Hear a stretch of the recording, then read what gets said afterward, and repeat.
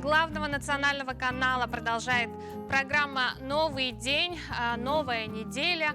Желаю, чтобы всем нам она подарила только хорошее настроение и самые добрые, свежие новости. Итак, 16-й день ноября, и вот какими событиями он нам известен. Так, Всемирный день рукоделия отмечается сегодня, также Международный день толерантности, терпимости, другими словами. Всероссийский день самбо, а свой профессиональный праздник сегодня отмечают проектировщики. Родились в этот день такие известные личности, как народный артист Александр Малинин, а также четырехкратный олимпийский чемпион, советский и российский пловец Александр Попов. Также день рождения сегодня у меня, у вашей покорной слуги. Мне сегодня вдвойне приятно встречать утро в своей любимой, уже ставшей родной студии, в компании своих коллег. Поэтому сегодня я поздравляю всех именинников. Также посредством нашего WhatsApp номера вы можете поздравить своих родных и друзей. 8 914 279 2262. Ну а далее знакомимся с прогнозом погоды. По данным Якутского управления по гидрометеорологии и мониторингу окружающей среды, сегодня в центральных Улусах в 6 часов утра температура воздуха составила минус 14, минус 19 градусов. Днем ожидается до минус 13, минус 17. В Заречье минус 13, минус 27 утром, днем минус 13, минус 23 градуса. В южных Улусах минус 17, минус 20 утром, днем минус 14, минус 16 градусов. В Вилюйских Улусах минус 16, минус 17 утром, днем минус 16, минус 20. А в Нижнеленских Улусах минус 19, минус 28 утром, днем минус 19, минус 30 ожидается. В западных Улусах минус 12, минус 18 утром, днем также минус 12, минус 18. В Колыменде-Гирских минус 14, минус 29 утром, днем минус 17, минус 29. В Янских Улусах минус 24, минус 27 утром, днем минус 25, минус 27 градусов. В северо-западных Улусах минус 21, минус 23 утром, а днем минус 21, минус 23 градуса. В 6 часов утра температура воздуха в городе Якутске составила минус 14 градусов. Атмосферное давление 752 миллиметра ртутного столба. Ветер северо-западный 3,8 метров в секунду. Днем в городе Якутске ожидается минус 14, минус 16 градусов. Ну а далее наш эфир продолжит свежий информационный блок. Оставайтесь с нами, не переключайтесь.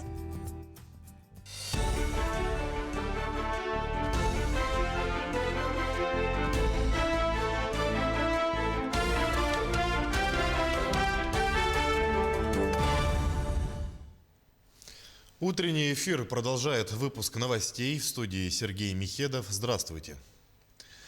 Дату итогового сочинения в российских школах могут перенести из-за пандемии. Об этом заявил глава Рособорнадзора Анзор Музаев. При этом он подчеркнул, что решение будет приниматься для всей страны в целом, несмотря на разную ситуацию в регионах. Если экзамен перенесут, это будет касаться всех российских школьников. По плану, ученики выпускных классов должны писать итоговое сочинение 2 декабря. Утверждены новые санпины к организации общественного питания населения. Они начнут действовать с начала следующего года. Документ затрагивает очень много сфер, но один из самых важных его разделов посвящен особенностям организации общественного питания детей, то есть питанию в школах и детских садах. Так, под запретом для организованного питания будут пирожные и торты, макароны по-флотски, грибы, квас, майонез, кофе, жвачка, карамель, блинчики с мясом, картофельные и кукурузные чипсы. И это далеко не полный список. При этом в школьном меню обязательно должно быть горячее питание. Экологический диктант стартовал по всей России накануне. В экодиктанте принимает участие более 2 миллионов человек. В масштабной проверке экологических знаний может принять участие любой желающий в возрасте от 12 лет, сообщает пресс-служба Минэкологии Якутии. Министр Сахамин Афанасьев уже написал диктант и отметил важность мероприятия. Каждому жителю нашей республики выпала возможность проверить свои знания в области экологии и охраны окружающей среды. Сейчас уделяется пристальное внимание экологическому просвещению и формированию экокультуры в республике, начиная с юных якутян, заканчивая взрослым населением, отметил он. О сегодняшнем театре, о проблемах видеотрансляции спектаклей и как формируется репертуар. Эти темы обсуждают с известными театральными критиками якутские коллеги, журналисты и блогеры. С лекциями выступают известные театральные критики Александр Вислов, неоднократный член и председатель экспертного совета Национальной премии «Золотая маска», и Татьяна Тихоновец, также член жюри премии «Золотая маска», председатель экспертного совета фестиваля «Сибирский транзит». На лекциях речь идет о новых типах и формах современного спектакля, о путях развития национальных театров. Также состоится просмотр и обсуждение спектаклей «Король Лир» Сахатеатра, «Алабулкун» театра Олонхо и «Хуума» театра коренных малочисленных народов Севера. Работа лаборатории для театральных деятелей завершится в среду. Сориентировать, немножко рассказать о том, что сегодня происходят театральные процессы, рассказать о том, как возможно, какое возможно взаимодействие, как быть интересным сегодня и людям театра, с одной стороны, и людям, которые интересно, которые хотят читать или знать что-то больше о театре. В общем, такое у нас многоступенчатые занятия. В том числе мы будем смотреть спектакли якутские, к сожалению, только на видео, потому что, вы знаете, сейчас театры во многих регионах Якутии сейчас не работают. На видео будем смотреть спектакли, обсуждать их, разбирать. Возможно, какие-то задания небольшие дадим людям, которые пришли на наши лекции и семинары. На мировом конкурсе кондитеров-декораторов в Англии за оформление торта по мотивам якутского эпоса «Олонхо» высокую оценку получила якутянка Харчана Иванова. В своей работе она показала борьбу двух миров.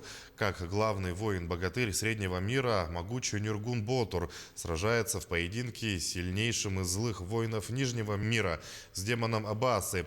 Этот поединок Олонхо отражает и сегодняшнюю ситуацию, когда медики, ангелы в белых халатах ведут войну против пандемии, чтобы спасти человечество, рассказала кондитер на своей странице в Инстаграм. Всего на конкурсе представлено более 800 работ из почти 60 стран. Мы следим за развитием событий. Берегите себя и своих близких. Не забывайте носить маску и соблюдать социальную дистанцию. Удачного дня!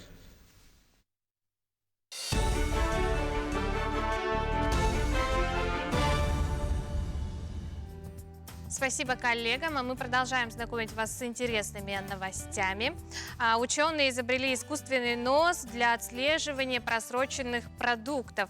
Искусственная обонятельная система контролирует свежесть мяса и сообщает, когда продукт лучше уже не есть. Точность его достигает до 98,5%. Электронный нос работает по довольно простой схеме. В нем есть цветной штрих-код с 20 специальными полосками. Каждая из них сделана из натурального сахара хитозана и наполнена различными красителями. Они реагируют на газы, которые выделяет разлагающееся мясо, и меняют цвет. Оттенки могут быть разными и зависят от концентрации газа и других его характеристик. Затем все изменения в цвете полосок фиксируются с помощью считывателя. Он интерпретирует цвета и определяет состояние продукта. Для удобства использования технологий ученые сделали приложение для смартфона, на котором можно посмотреть результат анализа. В исследовании говорится, что анализ занимает не больше 30 секунд. В широком доступе приложения пока нет. Ну а жители японского городка Такикава решили обезопасить себя от медведей оригинальным способом. Создали они роботизированную конструкцию с головой волка. Кажется, что он способен напугать не только медведей, но и других живых существ. У робота-волка красные светящиеся глаза. Он может издавать громкие звуки, причем это касается не только лая и завываний, но даже звуков выстрела, которых пугаются дикие звери. Для японского города Токикава, который находится на острове Хоккайдо, нападение медведей – серьезная проблема, затрагивающая безопасность местных жителей. На острове обитает несколько популяций уссурийского бурого медведя, и бывают случаи, когда дикие звери нападают на людей. А роботизированного волка установили жители города в местах, где наиболее часто встречаются медведи. Известно, что в Японии установили уже 62 пугающих волка. Не исключено, что их количество в будущем будет увеличиваться. Ну а далее прослушаем гороскоп. Если вы в них верите, то давайте узнаем, что нам говорят звезды на день 16 ноября.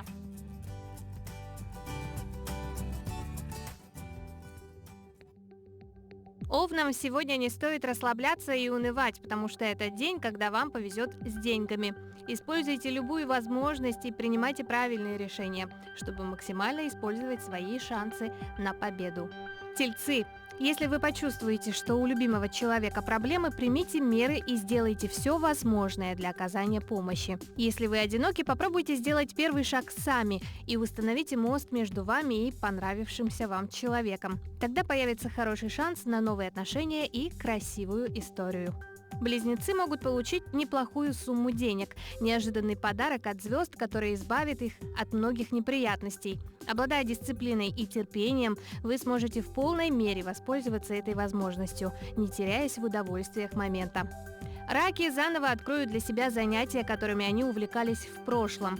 Чрезвычайно эмоциональные, эти занятия помогут регулировать лавину мыслей и чувств. Поэтому вам станет проще понять некоторые волнующие вас моменты. Самые смелые смогут начать собственное небольшое дело, и оно будет успешным, несмотря ни на что. Львов ситуация заставит осознавать проблемы других людей, но такой уровень сострадания к другим может навредить вам в долгосрочной перспективе. Вы слишком усердно ставите потребности и желания других людей выше своих собственных, поэтому лучше найти баланс. Девам пора провести свободное время с друзьями. Вам нужно время, чтобы вздохнуть свободно. Не надо чего-то серьезного с участием большого количества людей. Это может быть просто свидание с кем-то, кого вы давно не видели. Но все нужно очень тщательно спланировать, потому что спонтанность не ваша сильная черта. Все, что беспокоило весов в прошедшем периоде, было простой ложной тревогой. Теперь все становится ясно. Отдохните и вздохните с облегчением. Вы справились. Позвольте другим поднять вам настроение и дайте себе шанс расслабиться, потому что вы этого заслуживаете. Скорпионы, ваши ожидания слишком высоки. Было бы лучше, если бы вы снизили свои амбиции и позволили всему идти своим чередом.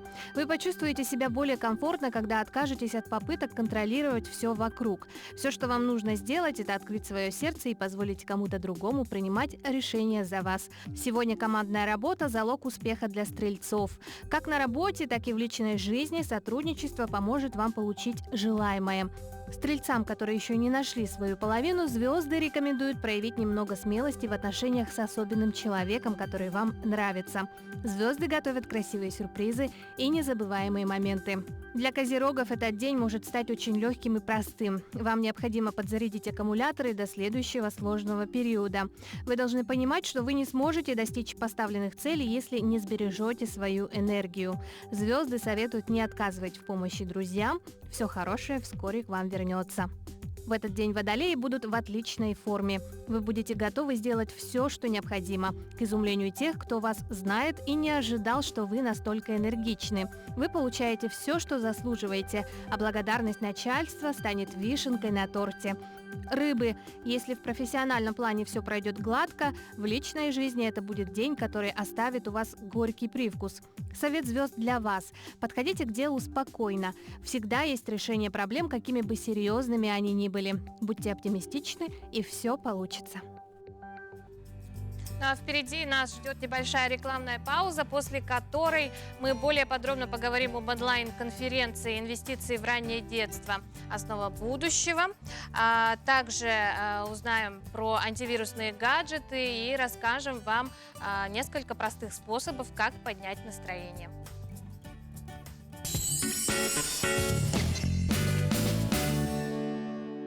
Долбар-Хотун. Сахачақтарын маңылақ, ымылақ, өрі тұдар күнде ада. Далбар хотын әдерген кыз оғыттын, әрге сүттер кәмче кейіттен, оғытын түйігер көтіқ бүтиеттен, сенен сыллыры бәттен, үйінен сайдан тақсар. Ах, сұрыттар далбар хотын сұрналы.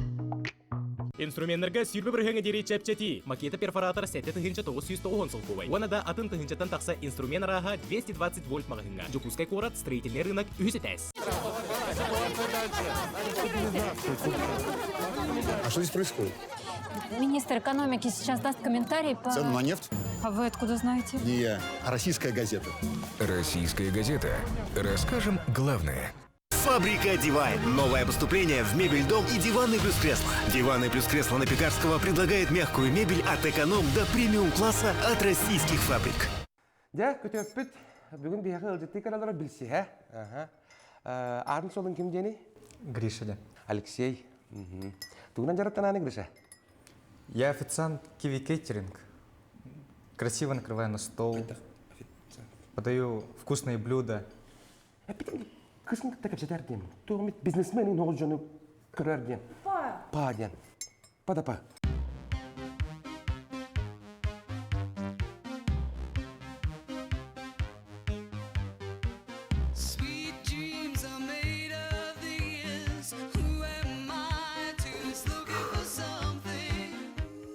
Красавчик.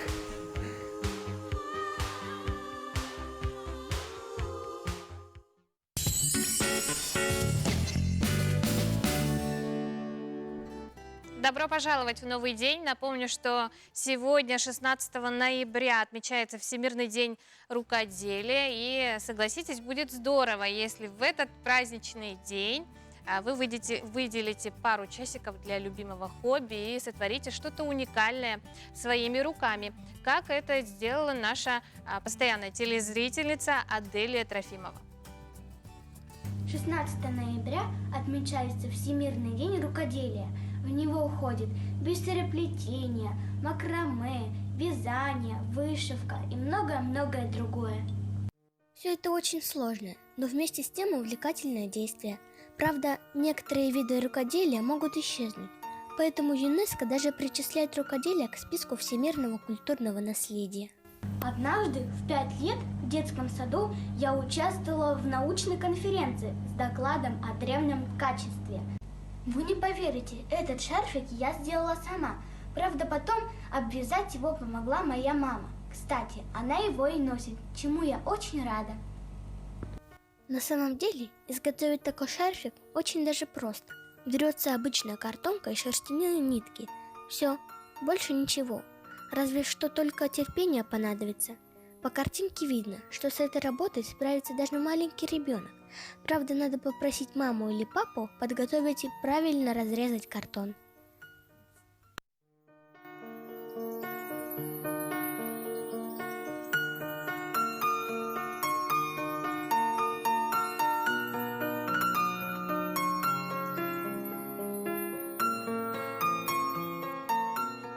Поздравляю всех рукоделиц, и больших, и маленьких, с вашим праздником. Желаю творческих успехов и креативных идей. Творческих успехов мы желаем и Аделии. Ну а пандемия дала невероятный толчок техническому креативу людей всех стран и континентов. В сети интернет мы нашли самые удивительные антивирусные гаджеты. Давайте посмотрим. Благодаря пандемии появилась целая антивирусная индустрия. Но защитные средства должны быть не только эффективными, но и стильными. Мрачная маска больше не скроет вашу улыбку. Программисты придумали, как передавать эмоции с помощью светодиодов. Они вшиты в аксессуар, реагируют на голос и управляются через смартфон. Но это еще не самое оригинальное коронавирусное изобретение.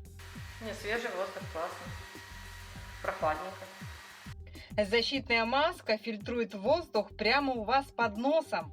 Интернет-пользователи только плечами пожимают от удивления и ставят лайки техническому прогрессу. Но скептики убеждены, что в дезинфекции нуждается не только окружающая атмосфера. Но сегодня и для этого имеется отдельный гаджет. И я его теперь использую каждый день. Сейчас перестраховаться, завтра по больницам не тусоваться. Такие ультрафиолетовые санитайзеры стали появляться на рынке сразу после начала пандемии.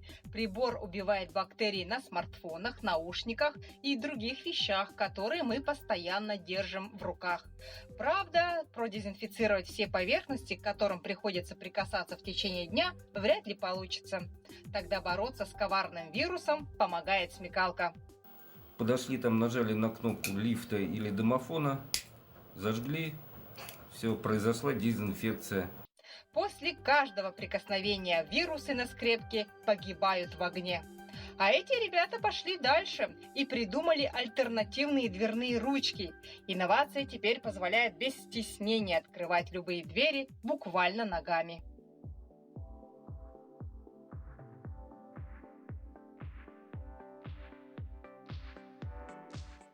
А жительница Канады Кэролайн Эллис не смогла оставить маму без поздравлений в День матери. Но из-за пандемии обниматься может быть опасно, особенно для пожилых людей, входящих в группу риска.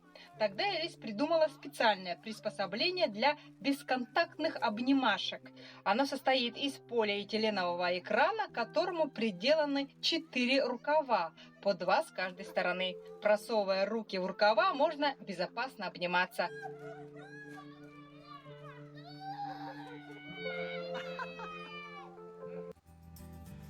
Добро пожаловать в новый день. Инвестиции в раннее детство – основа будущего. Под таким названием пройдет научно-практическая онлайн-конференция, начиная с сегодняшнего дня, заканчивая 22 ноября. Проводится она в рамках реализации примерного плана мероприятий «Десятилетие детства». Одним из направлений работы конференции станет ярмарка социальных проектов, которую организует некоммерческая организация «Фонд «Семья для ребенка». Сегодня в нашей студии генеральный директор данного фонда Ольга Вешникова. Ольга Анатольевна, доброе утро. Доброе утро.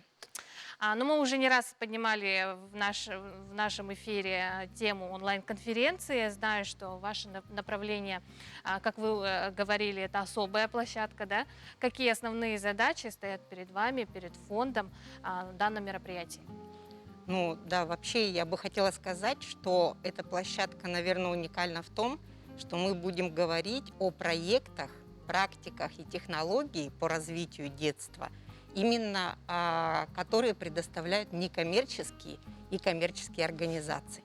Эта конференция, она достаточно большая, там научные, различные исследовательские институты, государственные бюджетные учреждения принимают участие и так далее, министерства, ведомства. Но я думаю, что ярмарка проектов – это та площадка, где мы друг друга заинтересуем. Во-первых, мы расскажем, что некоммерческий сектор и коммерческий, оказывается, очень даже активную роль принимает в институтах развития детства, и в том числе раннего детства.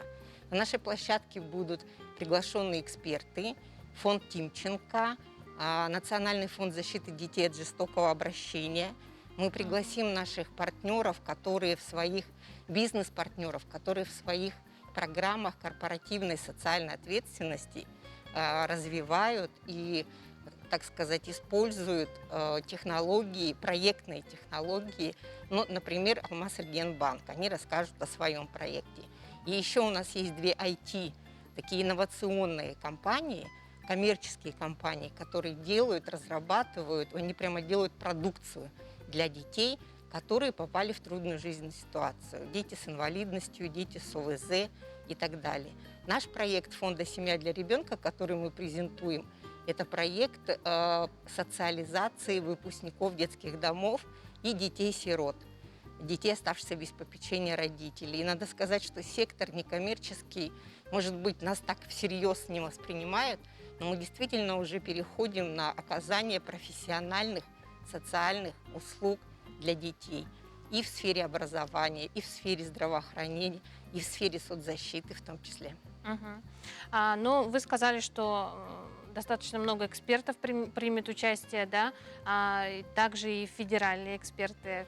Кто это? Да, ну, Александр Спивак, председатель правления Национального фонда защиты детей от жестокого обращения, Национального фонда также он входит в состав комитета при правительстве по как раз реализации плана по десятилетию детства. И Эльвира Гарифуллина – это руководитель программ фонда Елены Геннадия Тимченко. Это наши эксперты основные, которые будут, во-первых, они зададут тон нашей ярмарки, и, во-вторых, они будут настоящими экспертами наших проектов. Ольга Анатольевна, а вообще о роли некоммерческих организаций в развитии институтов детства какие? Ну, вот как я уже сказала, вообще сейчас идет такая тенденция деинституализации учреждений, то есть мы переходим плавно, Россия переходит от государственных муниципальных учреждений к некоммерческим и коммерческим.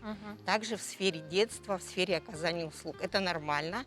И сейчас у нас в республике очень большой спектр некоммерческих организаций, но около сотни, наверное, наберется тех, которые уже, я бы сказала, стремятся к таким качественным услугам для детей. И роль, она, конечно, очень большая, потому что там, где государство не может оказать ту или иную услугу, иногда проблема стоит очень остро, тогда на помощь приходим мы, некоммерческие организации, наши центры, наши различные клубы, наши организации. Это может быть в сельских библиотеках, это может быть в школах, это может быть на базе общественных центров.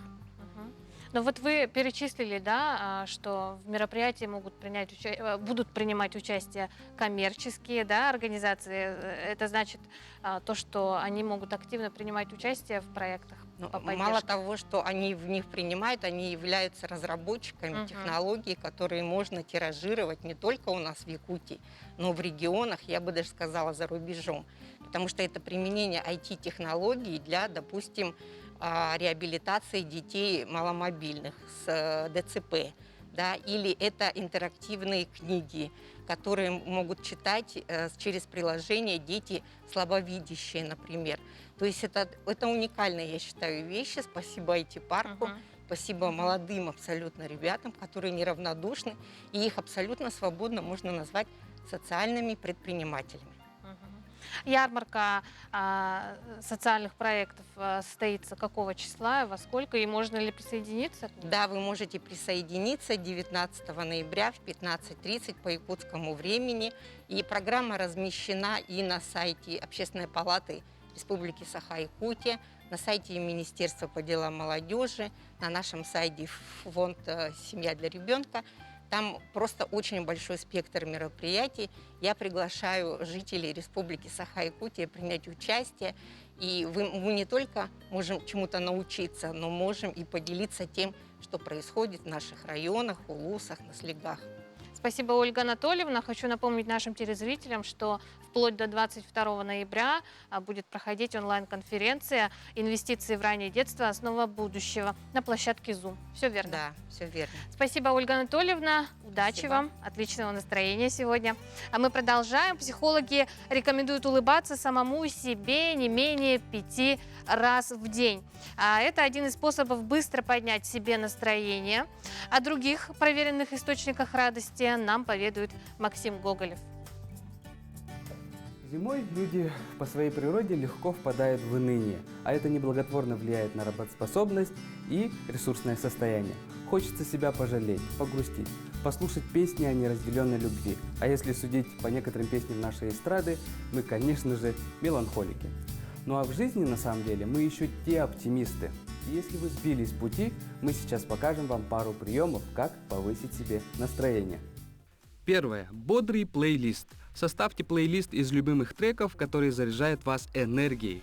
Никакой меланхолии, ну разве что чуть-чуть. Кассиор карманов просто чудесен. Второе. Физическая активность. Помните о связи между психическим и физическим здоровьем, поэтому потанцуйте, попрыгайте, сделайте легкую разминку. Для выработки эндорфинов подойдет любая физическая активность. Третье. Звонок другу. Наверняка у вас есть чаты с друзьями. Напишите туда.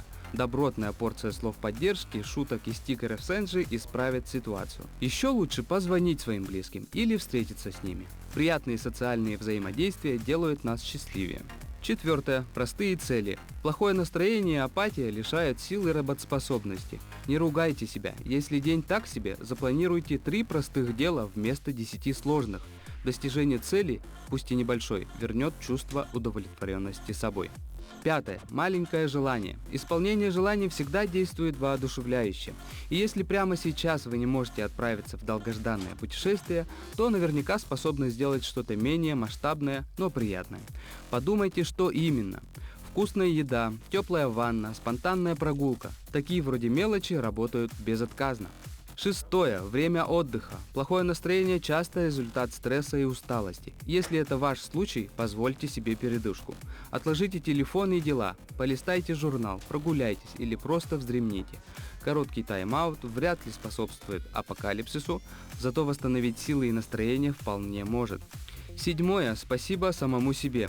Еще одно простое упражнение, которое напомнит вам, что все не так уж плохо. Даже если сегодня ноябрь и все валится из рук, составьте список из 10 вещей, за которые вы можете сказать себе спасибо. Вкусно или плотно позавтракали? Отлично. Прочитали полезную статью? Здорово. Вам нужно найти ровно 10 поводов для похвалы. Надеюсь, после наших советов ваша жизнь забьет ключом и хорошее настроение долго будет не спадать. Ты молодец, у тебя все получится.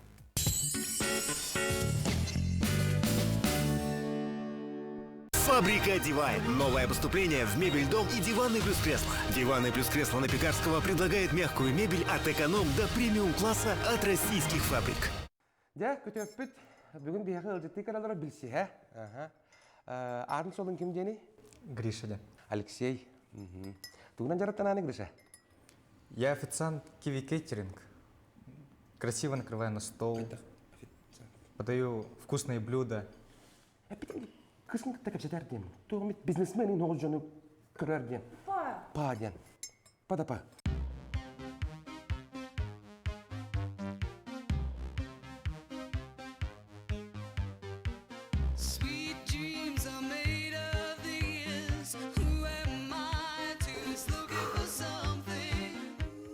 Красавчик.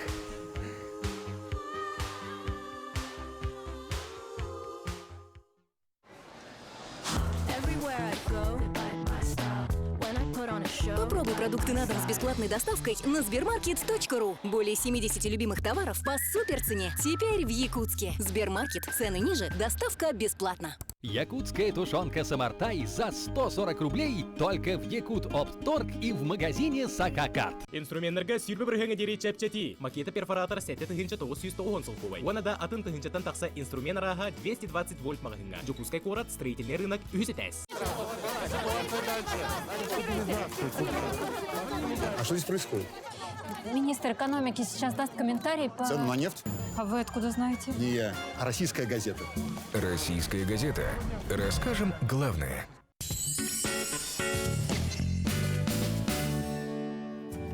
А мы продолжаем наш эфир. Хочу напомнить вам про наш WhatsApp номер 8 914 279 2262. Отправляйте, поздравляйте. Ну а далее свежий информационный блок.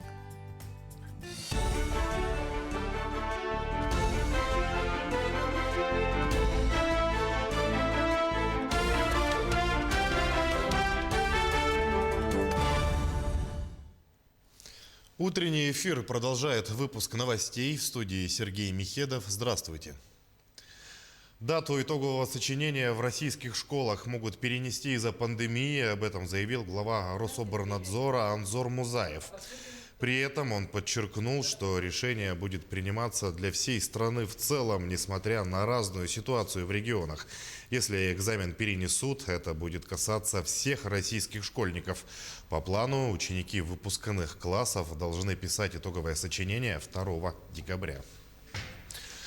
Утверждены новые санпины к организации общественного питания населения. Они начнут действовать с начала следующего года. Документ затрагивает очень много сфер, но один из самых важных его разделов посвящен особенностям организации общественного питания детей, то есть питанию в школах и детских садах. Так, под запретом для организованного питания будут пирожные и торты, макароны по-флотски, грибы, квас, майонез, кофе, жвачка, карамель, блинчики с мясом, картофельные и кукурузные чипсы. И это далеко не полный список. При этом в школьном меню обязательно должно быть горячее питание. Экологический диктант стартовал по всей России накануне. В экодиктанте принимает участие более 2 миллионов человек. В масштабной проверке экологических знаний может принять участие любой желающий в возрасте от 12 лет, сообщает пресс-служба Минэкологии Якутии. Министр Сахамин Афанасьев уже написал диктант и отметил важность мероприятия. Каждому жителю нашей республики выпала возможность проверить свои знания в области экологии и охраны окружающей среды. Сейчас уделяется пристальное внимание экологическому просвещению и формированию экокультуры в республике, начиная с юных якутян, заканчивая взрослым населением, отметил он. О сегодняшнем театре, о проблемах видеотрансляции спектаклей и как формируется репертуар. Эти темы обсуждают с известными театральными критиками якутские коллеги, журналисты и блогеры.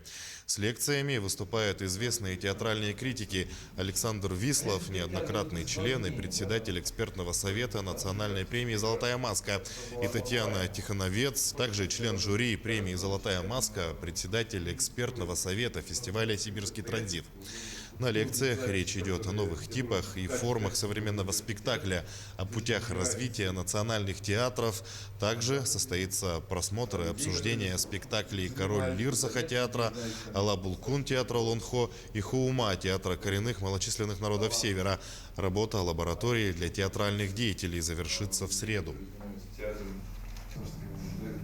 Сориентировать, немножко рассказать о том, что сегодня происходит театральный процесс, рассказать о том, как возможно, какое возможно взаимодействие, как быть интересным сегодня и людям театра, с одной стороны, и людям, которые интересно, которые хотят читать или знать что-то больше о театре. В общем, такое у нас многоступенчатое, многоступенчатые занятия. В том числе мы будем смотреть спектакли якутские, к сожалению, только на видео, потому что, вы знаете, сейчас театры во многих регионах Якутии сейчас не работают. На видео будем смотреть спектакли, обсуждать их, разбирать. Возможно, какие-то задания небольшие дадим людям, которые пришли на наши лекции и семинары. На мировом конкурсе кондитеров-декораторов в Англии за оформление торта по мотивам якутского эпоса «Олонхо» высокую оценку получила якутянка Харчана Иванова. В своей работе она показала борьбу двух миров. Как главный воин-богатырь среднего мира, могучий Нюргун Ботур, сражается в поединке с сильнейшим из злых воинов Нижнего мира, с демоном Абасы. Этот поединок Олонхо отражает и сегодняшнюю ситуацию, когда медики, ангелы в белых халатах ведут войну против пандемии, чтобы спасти человечество, рассказала кондитер на своей странице в Инстаграм. Всего на конкурсе представлено более 800 работ из почти 60 стран. Мы следим за развитием событий. Берегите себя и своих близких. Не забывайте носить маску и соблюдать социальную дистанцию. Удачного дня!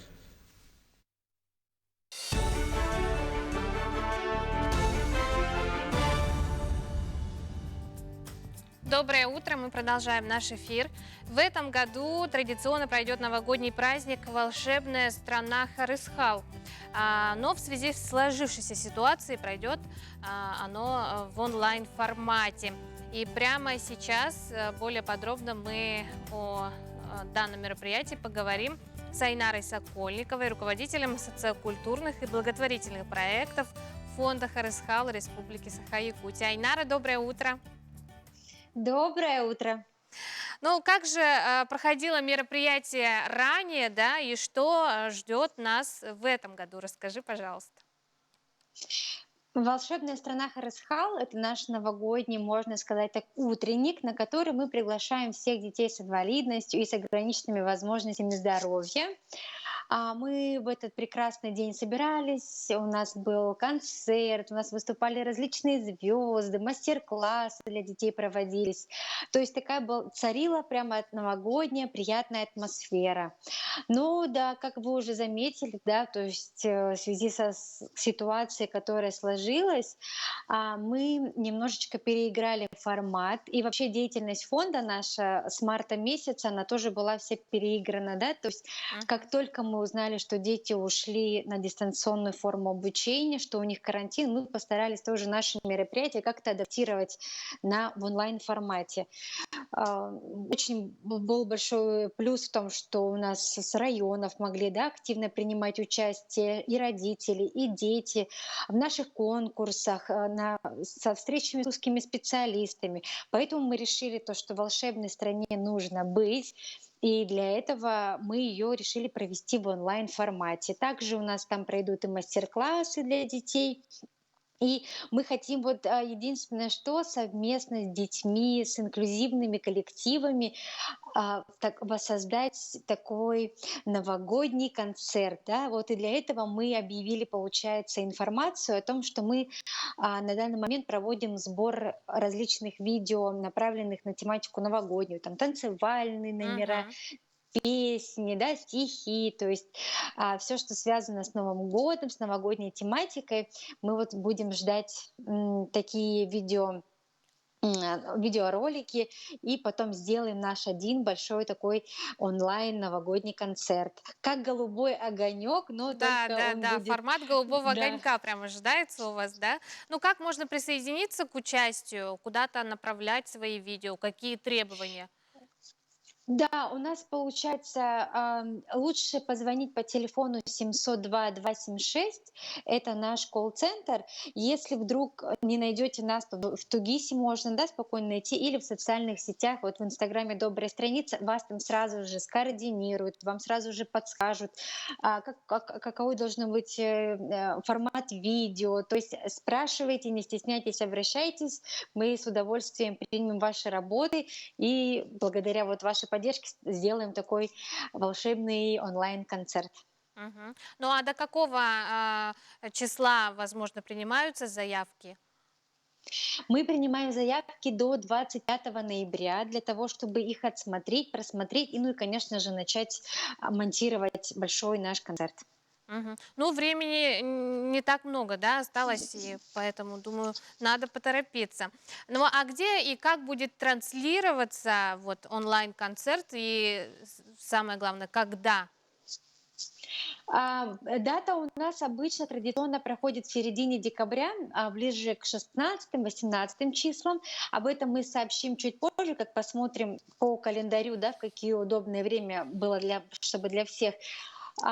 Все социальные сети, которые есть, мы везде в них активно принимаем участие. Это и Инстаграм, и Ютуб, и все возможные социальные сети. И в день, в который мы определим нашу волшебную страну, там как раз уже и будут у нас и мастер-классы, и наш концерт. То есть все мы заранее предупредим. Поэтому нужно подписываться на нашу страничку в Инстаграм. Там у нас вся информация. Айнара, а расскажи, может быть, какие-то еще мероприятия планируются в ближайшее время вашим фондом? Ну, мы потихонечку именно сейчас уже делаем уклон именно на волшебную страну.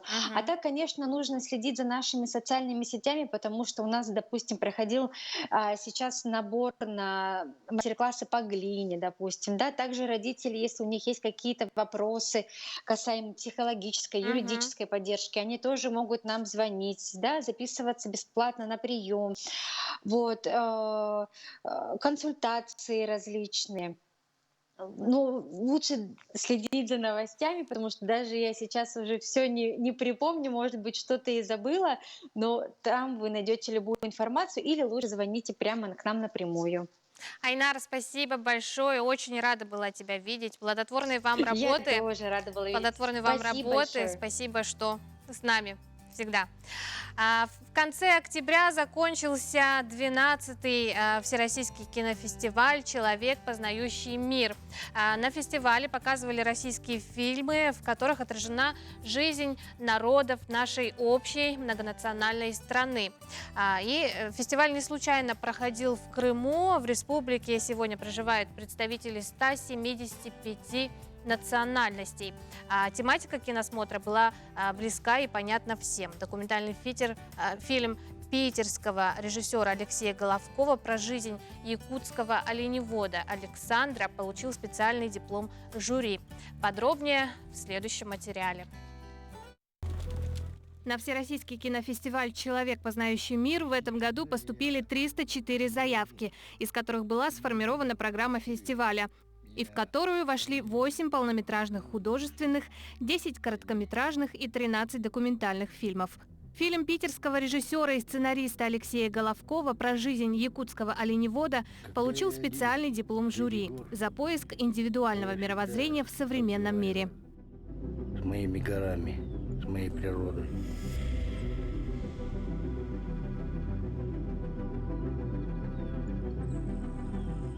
У всего есть душа. Одним из членов жюри кинофестиваля стал киновед и кинокритик Андрей Шемякин, специалист по современному отечественному документальному кино. Он также работает с момента создания телеканала «Культура». Своим мнением про якутское документальное кино авторитетный деятель поделился с нами. Мои батюшки в этом лучезарном ангеле, они восхищались качеством фильма. Но сказали, что в официальном конкурсе это не может быть, потому что New Age – это есть соблазн. Современное мировоззрение, оно пантеистское, и оно дает возможность неконтролируемым природным силам выходить на поверхность. И с ними спорить было совершенно бессмысленно. Сразу говорю. Да, это вне конкурса фильм. Поэтому он в итоге получается вне конкурса. Да. Но они признали его качество.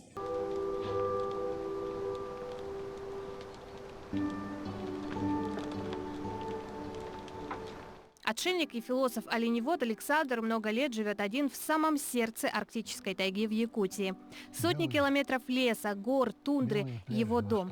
Его жизнь – бесконечная борьба за выживание. Вместо магазина – горы, вместо холодильника – ручей, вместо интернета – рация. Вот уже 20 лет он не был ни в одном городе, но когда-нибудь мечтает отправиться в кругосветное путешествие, увидеть Тибет, Рим, Францию и Австралию. Но пока что олени, природа и мечта – все, что у него есть. Посмотреть, какая она, Франция. Французы, наверное, не знают, что такое молоко оленя. Хронометраж фильма «Северный ветер бывает теплым» составил 60 минут. Фильм увидел свет в 2019 году. Надеемся, что очень скоро мы сможем увидеть его в бесплатном доступе. Счастье – это состояние души, это не зависит от кошелька. А далее у нас небольшая рекламная пауза. Оставайтесь с нами, не переключайтесь.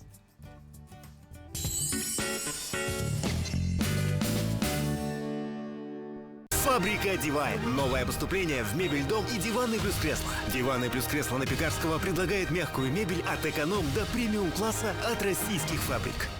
Да, көтөппүт. Бүгүн бияғы ылжытты каналары білсе, Арын солын кім дені? Гриша. Алексей. Тугынан жараттан аны, Гриша? Я официант Киви Кейтеринг. Красиво накрываю на стол. Подаю вкусные блюда. Кысың тәкіп жетерден. Туғымет бизнесменің оғыл жоны көрерден. Па ден. Па.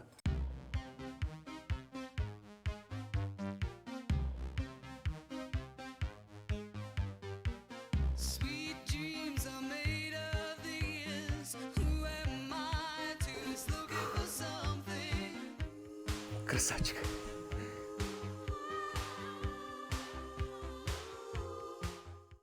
Далбар хотун. Саха жақтарын манылах, ымылах, өрі тудар күнде ада. Далбар хотун эдерген кыз оғыттон, эрге сүттер кемче кейіттен, оғытун түйігер көтөк бүтиеттен, сенен сыллы ребәттен, үйнен сайдан тақсар. Суруттар далбар хотун суруналы. Инструменттерге сүйрбі біргіңі дері чәпчәті. Макета перфоратор сәтті тұхынча 990 сылқуай. Оны да атын тұхынчатан тақса инструмент араға 220 вольт мағығынға. Жукускай корат строительный рынок үйсетәс. А что здесь происходит?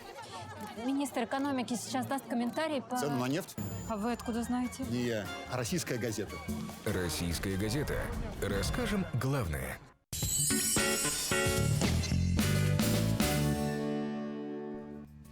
Доброе Доброе утро, мы продолжаем. 19-е молодежные дельфийские игры России прошли с 6 по 11 ноября в дистанционном формате. В них приняли участие 1706 человек в составе делегации из 72 субъектов нашей страны. Обладательницей бронзовой медали стала студентка Якутской балетной школы имени Посельских Алена Колодезникова. Алена сегодня в нашей студии. Алена, доброе утро. Поздравляем тебя, конечно. Действительно, такая большая награда, честь представлять республику, да, на подобном конкурсе. Расскажи, какие номера ты представила? Доброе утро. На 19-х молодежных дельфийских играх я танцевала на первом туре вариации с балетов «Корсар» и «Пахита». На втором туре я танцевала классическую вариацию на музыку Адана и «Первое чувство» в постановке Тайшина Екатерины Лаврентьевны. А как ты подбирала номера с руководителем? Ну, некоторые номера я уже давно танцевала, и они практически были уже, в принципе, готовы. Вот. А номер «Пахита», я его давно не танцевала, и вот так, ну, в норму вошла. Но задача была, поскольку игры проходили в дистанционном формате, нужно было записать, да, я так понимаю, видео и отправить, да?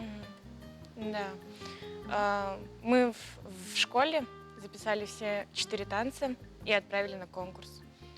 Вот. Узнав, что я прошла на второй тур, мы отправили вариацию на музыку Адана и «Первое чувство».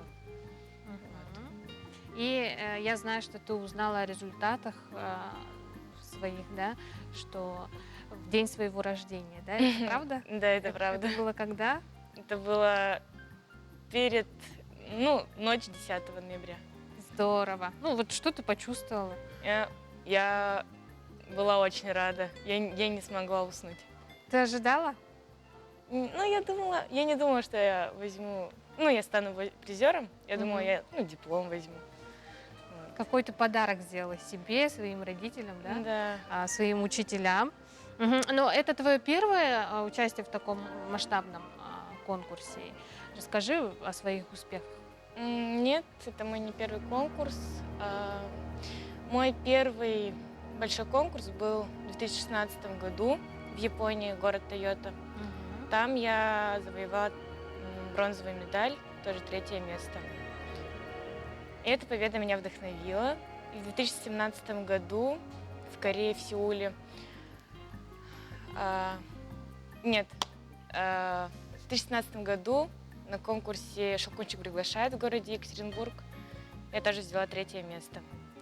И в Корее, в городе Сеул, я взяла диплом. Ух ты! Ага. Ну, на этом наверняка ты не собираешься останавливаться. Какие задачи у тебя сейчас стоят? Что планируешь? Куда, может? Так как я еще учусь, я хочу еще больше совершенствоваться в балете. И в дальнейшем хотелось бы еще больше ездить на конкурсы и не подводить своих педагогов и родителей. Ален, расскажи, почему ты выбрала балет? Со скольки лет ты занимаешься балетом? В балете я с 8 лет и танцую уже 8 лет. Вот. Вообще я не знала, что такое балет. Даже представления не имела. И когда я училась в обычной школе, к нам пришли отборы и сказали, кто может сесть на шпагат. Я села, дали записку, посмотрели мои данные, дали записку. Я передала маме, она сказала, все, идем в балетную школу. И с того времени я танцую. Здорово. Ну, чему я очень рада. Когда-нибудь жалела, что пошла в балет? Вот, когда поступила, я все что угодно говорила маме, чтобы не учиться там. А сейчас просто тяжело было, наверное, да? Да, я просто... Я легко тогда сдавалась. А сейчас я не знаю, что бы я делала без балета. Видишь, как балет выработал в тебе, да, такую черту, идти до конца, да? Согласна? Ага. А есть артисты наверняка, на которых ты равняешься, твои идолы, скажем так? Ну, мне нравятся балерины, как Светлана Захарова и Наталья Осипова. У Светланы Захаровой очень красивые балетные линии, У Осиповой очень красивый большой прыжок. Но есть вот сложности в занятии балетом? Что тяжелее? Балет, он всегда сложный. Но если человеку нравится это, он идет с этими сложностями только вперед, и он танцует и отдается душой танцу. А у тебя остается еще время на что-нибудь? Может, хобби какое-то есть? Хобби у меня нет. Но в свободное от учебы время я очень люблю быть с друзьями, либо просто отдохнуть от учебы дома с семьей. Люблю музыку слушать, банально, фильмы тоже. Ален, спасибо тебе большое, что посетила нашу студию. Я желаю тебе не останавливаться, конечно. Гордимся, якутяне.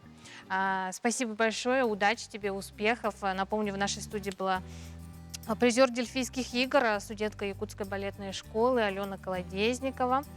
Хочу напомнить, что сегодня в городе Якутске днем ожидается минус 14, минус 16 градусов. Я с вами прощаюсь. Завтра встречайте утро вместе с моим коллегой Власием Сергеевым. Ну а далее передаю слово своим коллегам из якутского блока Пелагеи Буртаховой и Алексею Лукину. Удачного дня!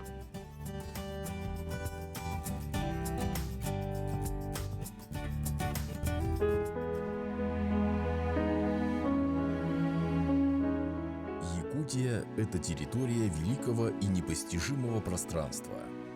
Эта первозданная земля влечет человека своими пейзажами и поразительной красотой суровой северной природы.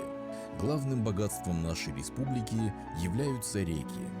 Это настоящие сокровищницы, затаившие в своих водах многообразие рыб. Федеральный закон о любительском рыболовстве и внесении изменений в отдельные законодательные акты Российской Федерации вступил в силу с 1 января 2020 года. Новая трактовка закона регулирует организацию любительского и спортивного рыболовства. Суть закона состоит в том, что рыболовство осуществляется на водных объектах общего пользования гражданами Российской Федерации свободно и бесплатно. На территории Республики Саха-Якутия суточная норма вылова регламентируется правилами рыболовства для Восточно-Сибирского рыбохозяйственного бассейна. На территории республики для каждой группы районов установлена своя суточная норма. Также с 1 января 2020 года в силу вступили правила учета рыболовных сетей и их обязательной поштучной маркировки, которые осуществляют территориальные органы Федерального агентства по рыболовству. Учету подлежат все сетные орудия, используемые для любительского рыболовства в районах Севера, Сибири и Дальнего Востока. Запрещается добыча водных биоресурсов с применением сетных орудий добычи в водных объектах рыбохозяйственного значения, за исключением добычи на рыболовных участках, предоставляемых для организации любительского лова, на участках водных объектов, указанных в приложении номер 3 правил рыболовства для Восточно-Сибирского рыбохозяйственного бассейна, и на изолированных карасевых озерах, не имеющих гидрологической связи с рекой и не предоставленных под рыболовные участки. Вне рыболовных участков запрещается применение сетных орудий. Разрешены только крючковые снасти, спиннинги летние и зимние удочки, закидушки и так далее с общим количеством крючков не более 10 штук у гражданина.